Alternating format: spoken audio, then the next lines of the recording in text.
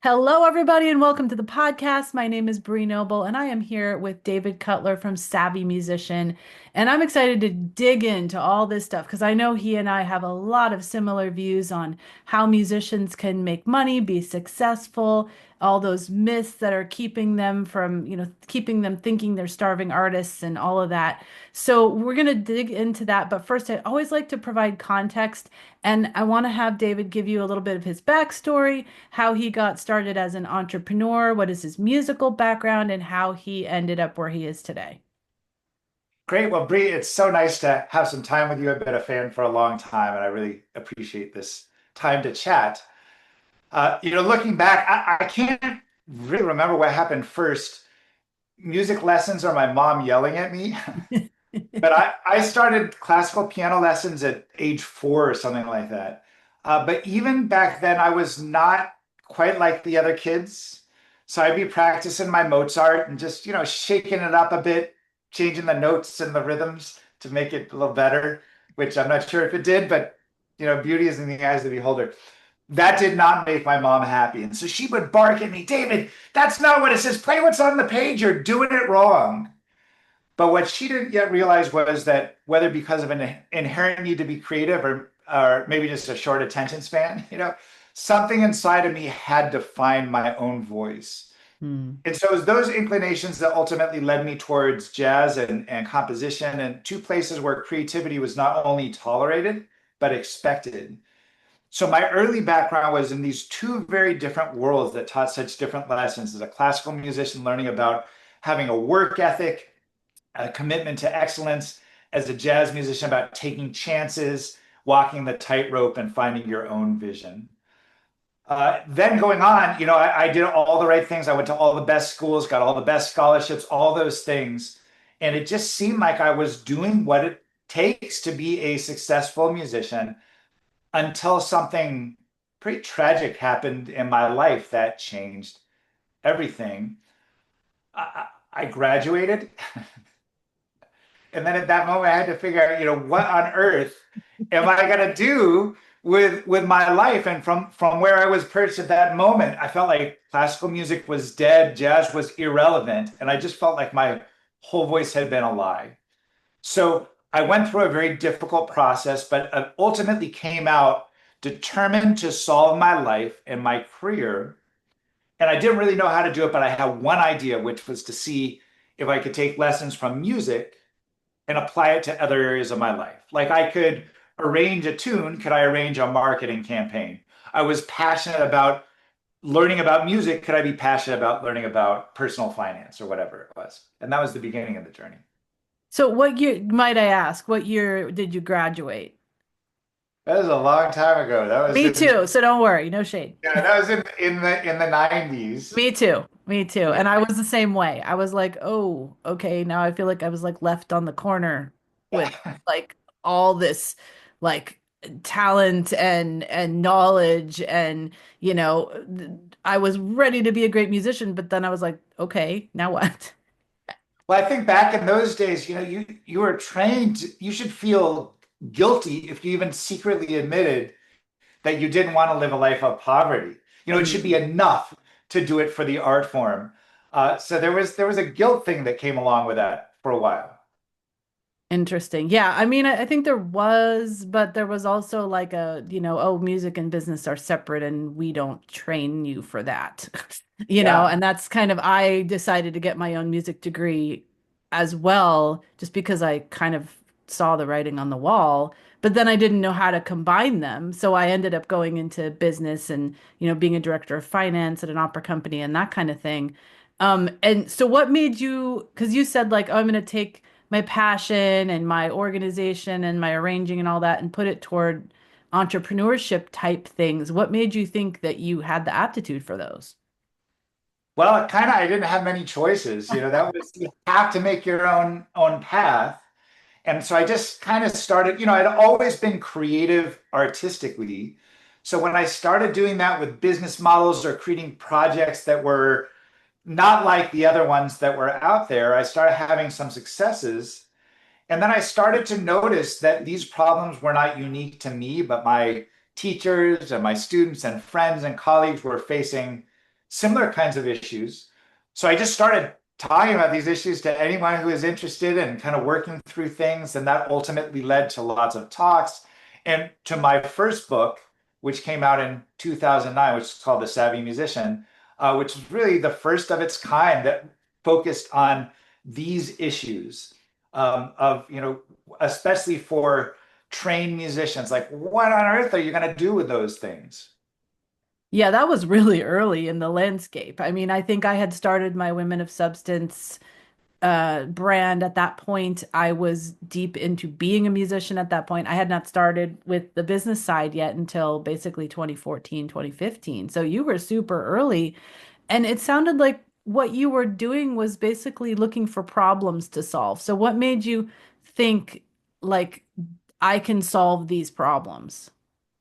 Well, I love that you say that because I look at everything as a problem. And problem is not, a lot of people think problem is a negative word. I see it pretty neutral. Some problems are devastating, but some, like you have to throw a wedding, that's a problem or a project to solve. But it's a great problem, maybe, but it's just something that you have to work through. So I had always been a problem solver, and I'd always looked at, this thing that you're handed. When I started, it was a piece of classical music, and it's like, this is the vision. And I had to figure out, well, how do I take it and do something very highly unique to me, unlike anyone else? And I think everything in life is a metaphor. So I started to look at all kinds of aspects of my career model and my life model. Like, this is the hand I've been dealt. So now what am I going to do with it? How can I make it my own? I love that. And another thing about solving problems with musicians is, and I remember this when I came out of school, it's like, okay, I've got this thing that I can offer to people, whether it's my performance or whatever. But I'm not seeing, I can't find the demand, right? I know it's there. I don't know how to access it. And over time, I learned something that you talk about in how to create demand for what you have. But how did you learn to do that? Because I think that's where musicians get stuck. They're like, I need to find the place where there's the demand and fill it. But it's really hard to find that a lot of times, and you have to have the inroads and everything. But can you really create your own demand? I love that question. Of course, you need demand for anything, right? If you're going to get hired, if you're going to build a following, if you're going to have a message that you want to get out there, if you're running for office, I mean, demand is the most essential economy. I think what's really important to understand first is in which market are you operating? And if you think about it, there really are three marketplaces and they have different solutions. So the first one is how do you create demand in a market where there's a lot of demand, right? Sometimes what you do is the thing that there's a shortage of, and a lot of people need that thing. But how do you make sure you get the call for that? So, for example, let's say you live in a town and you're the only person who plays a particular instrument, and a lot of people want that thing for recording sessions or for church gigs or whatever it is, but there aren't that many people that do that. Well, how do you create demand in that case? That's pretty easy, but not that common. But the solution is really be present. First of all, you just have to show up. People have to know about you and be cool, man. Be cool, right? People are not, even if they really need what you do, they don't want to work with jerks. So it's really important to be probably a good, easy to work with person. That's the first marketplace. How do you create demand when there's a lot of demand for what you do? Second is how do you create demand in a highly competitive marketplace, which is where most of us live. Uh, and the solution to that is so that I say, be purple, which actually comes from a book. Do you know Seth Godin? Yep, the purple cow, right? He wrote The Purple Cow. So you Yep. know that the idea of the purple cow, she was driving in France, I think, and they go down the road and they say, hey, look, there's a cow. And then they looked a little more, hey, there's another cow. But sooner or later, there were just cows everywhere you look. And he said, I'm sure that there were very nice cows and very attractive cows and cows with a great sense of humor. But after a while, they're all just cows. But if there had been a purple cow, now that would be remarkable, at least for the moment. And so the notion of being purple means being highly differentiated, doing something that's very specific and easy to understand, totally different from the competitors. So that's creating demand in a highly competitive marketplace. And the last question, which is very common but not easy. And the last question is, how do you create demand where there is no demand whatsoever? Right? How do you create demand in a place where nobody cares about what it is that you do? How do you create demand there? Which for most of us is probably the largest market, right? There are probably a lot more places that have no use for what we do or no history with what we do than those who do. And the trick there is to be valuable, to fill a gap, to connect with an interest. So if they don't care about the thing that you do, what do they care about? Music is a very powerful tool. And if you can simply connect that to whatever the need is, you'll have a monopoly on their attention. Oh man, we are so on the same wavelength on all of this. I want to jump into these last two because there's so much to talk about. The second one, and I think there's so many people that are listening or watching, they're in LA, they're in Nashville, they're in New York, they're in London, whatever.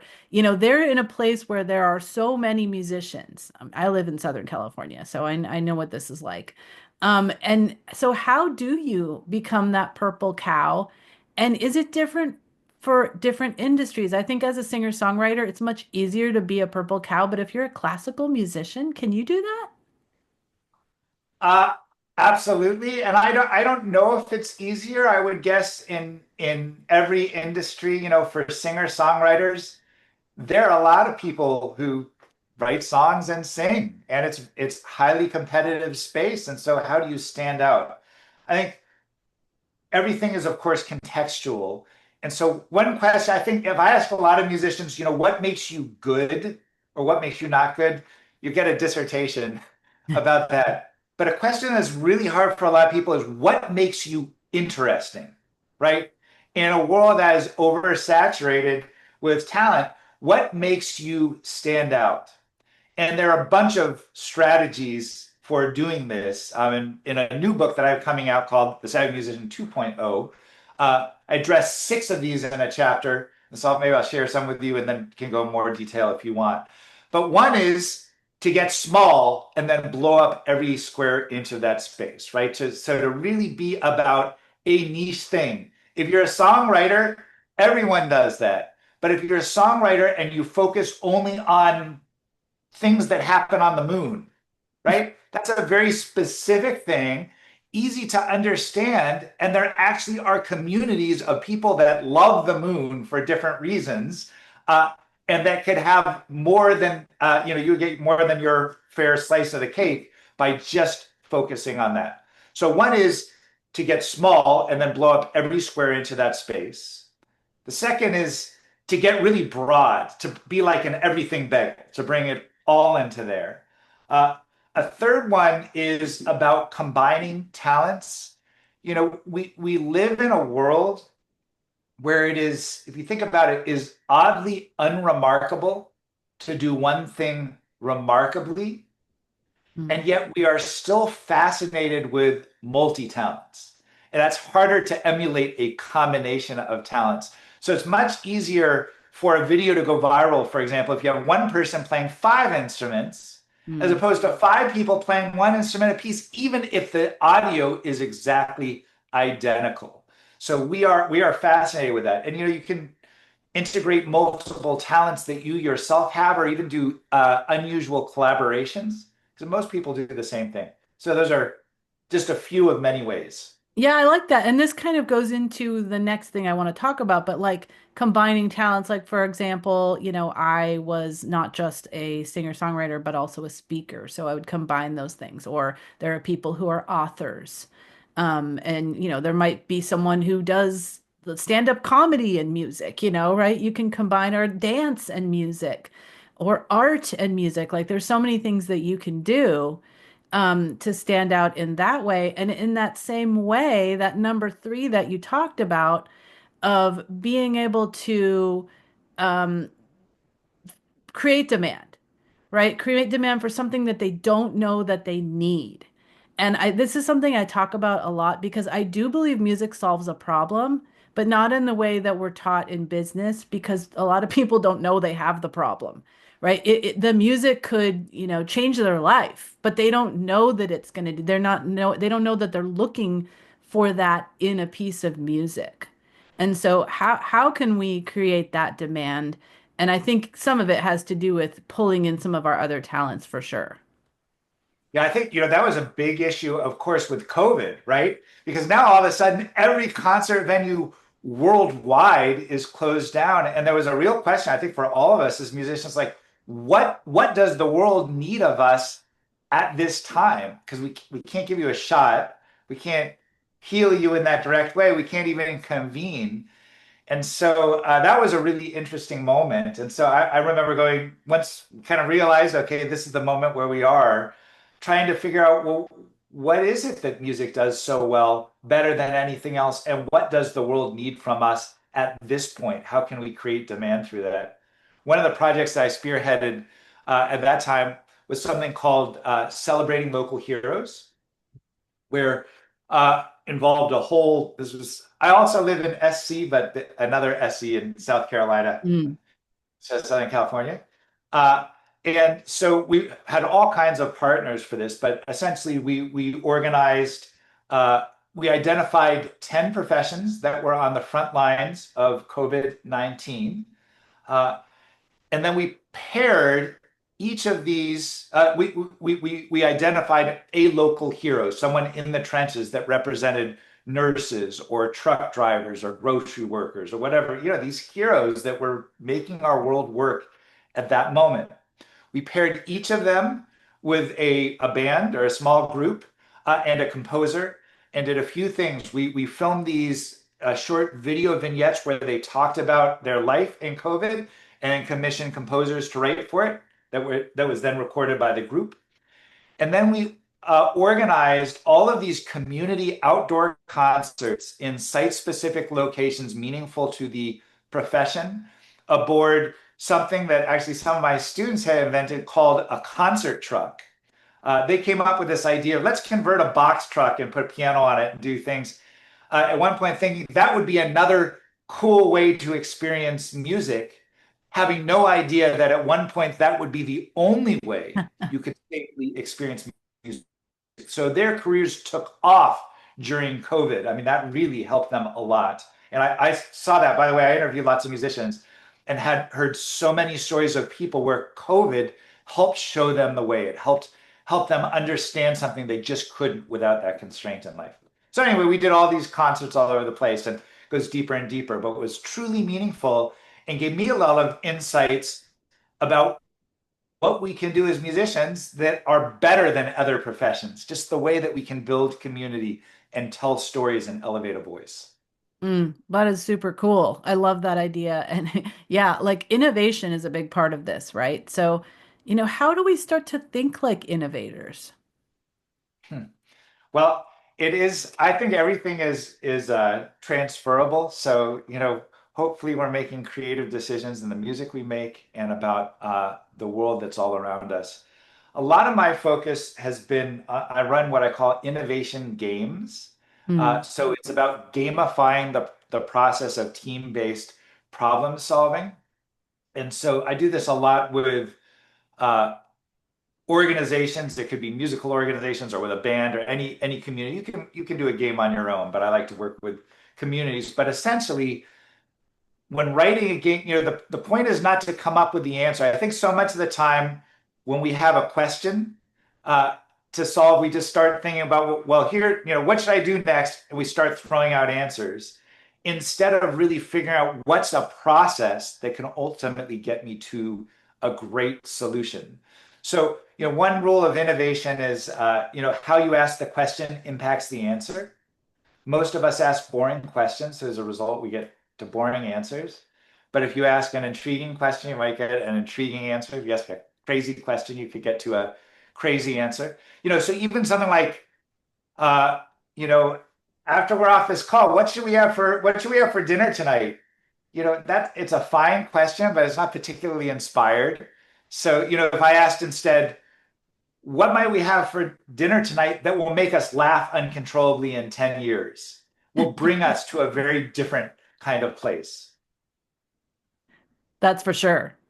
That's for sure. That's interesting. How in the world do we come up with those questions?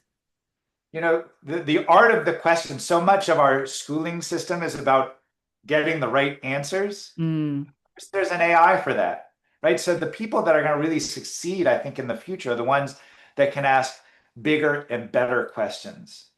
Another key part of innovation is about diversity. And I'm not talking about DEI here or anything like that. I'm just talking about, innovation is rarely about this magical eureka moment. It more often occurs when one worldview collides with mm, another. So a lot of the time, you mentioned singer-songwriters. If a singer-songwriter is struggling and they're trying to figure out what do I need to do to get to greater success, their most typical role model are other singer-songwriters. And of course, in a way that makes sense. In a way, that's probably the least good model to look at because you're doing exactly the same thing that they do. And you might learn a lot more by going to something that is decidedly not what you do and finding inspiration there. What could you learn as a singer-songwriter from Disneyland or mm. from a sushi restaurant or from a carrot farmer or whatever it is, and then just take those lessons and apply it somewhere else. Oh, that is so good because I talk about how when I first started with my music career, I didn't, even though I had a business degree, I didn't know how to marry the two because I was thinking of the music industry as so different. And when I finally was like, well, what if I had started a local bakery or a local coffee shop? How would I promote that? And started applying that to my music, that's when I actually had success. Absolutely. But just taking those two, we were talking about the multi-talent. I mean, taking those two things, the baking and the music part. I mean, among musicians, you're just one in a million. But if part of your musical journey involves food baking, maybe that gives you a distinction. And the same thing if we flip it, right? Most bakeries, one thing that is the same about 97% of bakeries is there's no music, right? So if you can integrate it in some interesting way, that can really help you just create that demand. And one thing you said earlier that I was thinking about, you were talking about many musicians are also speakers. I'm not saying this is right or wrong. I'm just saying this is. But we live in a world that values, in many circles, music here and speakers here, right? Especially when you're talking about the pay scale. And so many musicians talk. There are some musicians that like to ignore the audience, but a lot of us like to engage with our audience and get about this pay scale. But if you flip the equation and you say, all right, I'm going to do some keynotes, but I'm going to integrate music. Most keynotes, one thing that unifies them is A, they use PowerPoint slides that have like 1,000 words on each one. And B, there's no music, right? So if you integrate music, all of a sudden you'll be cooler than anyone else. And I remember going on to a website several years ago that hires all kinds of speakers, and they have different rates. People who are super famous, all the way down to folks you've never heard of before. And just on this particular site, someone you've never heard of offering a 45-minute keynote address without music. What do you think the starting fee was for something like that? You may know this, but I don't know if everyone listening will. Hmm, without music? Just a 45-minute keynote on a business topic or something. I don't know, $1,000. $1,000, which by the way, for a lot of musicians, that sounds pretty good. A Yep. thousand dollars for a 45-minute gig. The lowest number was $5,000, Mm, right? And most was higher than that. Um, but it's interesting, which brings up another really important point that what is a lot of money for musicians, yep. what is a lot of money for a lot of the rest of the world are not the same things. So I think a lot of times we can be our worst enemy in terms of lowballing ourselves, as opposed to really understanding our value. Yeah, no, absolutely. I mean, that's what opened it up for me is when I started thinking of myself as a keynote speaker and not just a mu not and I hate when I say just a musician. It happens all the time. And I'm like, I don't mean that way, but that's in the way that they're thinking, oh, oh, you're a speaker now, like you're on a different level, which is frustrating, right? Because how long have we trained for our amazing musical talent? And, someone who can tell stories is elevated above, but we tell stories through our music, but when we put them together, it's magical. Yeah. So I just, yeah, it's a thing that I've dealt with for years, and I know what you're saying, and it's frustrating, but it's true. But on that note, like you mentioned something that you call like a powerhouse proposal. What is that? That sounds really intriguing. So I think a lot of times when people talk about, what do you do? That's a question you get all the time. What do you do? Is invitation for your elevator pitch, where you got 30 seconds or 1 minute to share your distinctive value and hopefully get someone so excited about you that they'll do something, right? They'll buy a ticket or they'll give you a donation or they'll do something to support you or introduce you to someone. But I think a lot of times our messaging, you're just talking about storytelling, and we don't have a very powerful story to tell.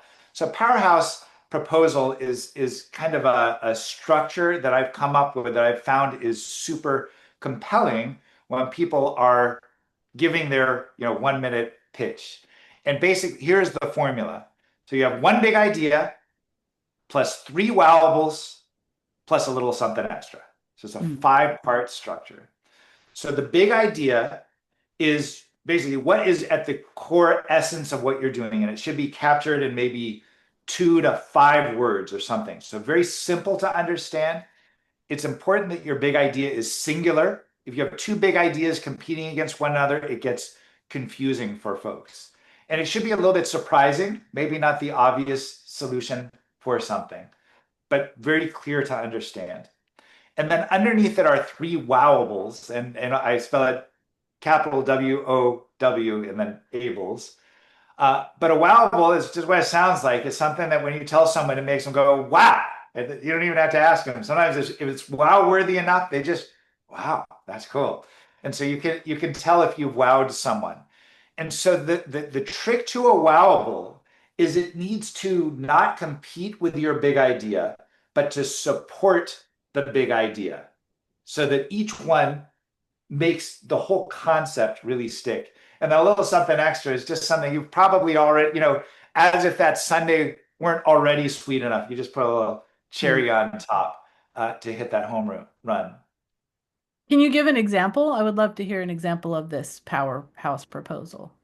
Yeah, let me give you an example. This is actually not a music example, but this comes from an innovation game that I ran, which is uh, there was a town, a smaller town, and their downtown district was dead.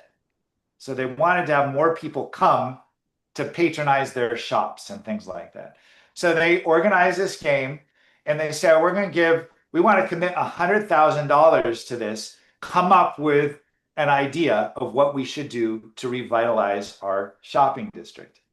And so there were a whole bunch of teams, and they all had good ideas, plant some more trees, put in a coffee house, do this whole thing. But one team just blew it away. They said, our idea can be summed up in one word: birdhouses, right? So already your reaction, right, is so simple. You know what I'm talking about. It's probably not what you expected, right? But it's clear. So that's the big idea on top. And then they talked about it. So here's what we want to do, what we're proposing is for blocks and blocks around this area, we're going to invite local residents to decorate and put up birdhouses that they've made. And there's going to be a competition for the most beautiful birdhouse and the best storytelling birdhouse and the ugliest birdhouse and the meanest birdhouse or whatever it is. And so people can come, drive around the neighborhood and vote on what they like the most. Wow, that's pretty cool. Uh, Second, they said, so we're going to have on July 4th, coming up in just a week or two from when we're recording, right? We're going to have this big festival downtown with bands, and the mayor's going to be there, and local marching bands are going to be anyone is going to be there, and we'll announce who the winners are. And then at the very end of this, we're going to give some big awards for it. And at the very end of it, we're going to release 100 white doves into wow, wow. So that was the second wow. And then the third one, they said, but the pièce de résistance is that right across from this shopping area, we want to build this life-size birdhouse for people, right? That folks can go and play in. And there's actually a zip line from that birdhouse into this faltering shopping center that was right across the way. So, and then they said, but wait, there's more. We've been working on this proposal. Last night, we got on a call with, I think it was Birding Digest, right? Birding Digest. And they said, if you get this implemented, we'll do a big feature spread on you. It was so clear. So birdhouse is the big idea. And then each of those reinforced that theme of the birdhouse. And so that's what a powerhouse proposal looks like. Man, that's amazing. I love that. And I love the little like, and if this wasn't enough, if you do this, like it's a little a But little wait, there's more. carrot, right? Yeah, I love that. That's so cool. In my new book, in the Savvy Musician 2.0, it talks through powerhouse proposals and gives several examples of how that can be applied to music-based businesses. Oh, that's amazing. Well, on that note, I would love to know how they can find your book. I know by the time this comes out, it'll be out, and they're going to want to go and grab that section right away about powerhouse proposals because that sounds awesome. And thinking of a way that you can stand out as a musician, a powerhouse proposal is definitely one of those ways. So, how can they find your book? Well, the book is called The Savvy Musician 2.0, and it's just available where they sell books. So it's Amazon or my website, savvymusician.com. And when I started this, I thought because I've written several books, but my first one, I told you it's been a while, and I thought I was going to do a revision, and then just realized that the world has changed so much, and I have grown so much. It's a totally new book I was that going has to ask that, like, how much has changed since 2009? pretty much everything. And Yep. I've learned so much, and the rules have changed so much. So it's really very comprehensive, but there are three big sections. The first section has 12 chapters focused on entrepreneurial concepts around money and distinctive value and the likes that are directly applicable to any kind of project. So whether you're a singer, songwriter, or you're a recording engineer working on some music merchandise product or anything, all these lessons are transferable. The second section focuses on artistic expressions by musicians. So there's a chapter on live performance, one on recording, and one on video. And then the last part of the book looks at specific work opportunities and career opportunities for musicians. So there's a chapter on performance, one on creation and composition, one on education, and one on the industry. Mm, that's pretty comprehensive, that's for sure. It's a big Wow. project. Well, you guys go out and check out the new book. It will be out by the time this comes out on all places books are sold. And is there anyone where else that you connect with people online? Yeah, best place, come find me on my website, and you can find all the socials from there, savvymusician.com. Fantastic. Thank you so much, David, for all of this knowledge and all of your innovation ideas. I love innovation ideas. So thank you so much. Thank you, and it's so great to connect with a kindred spirit.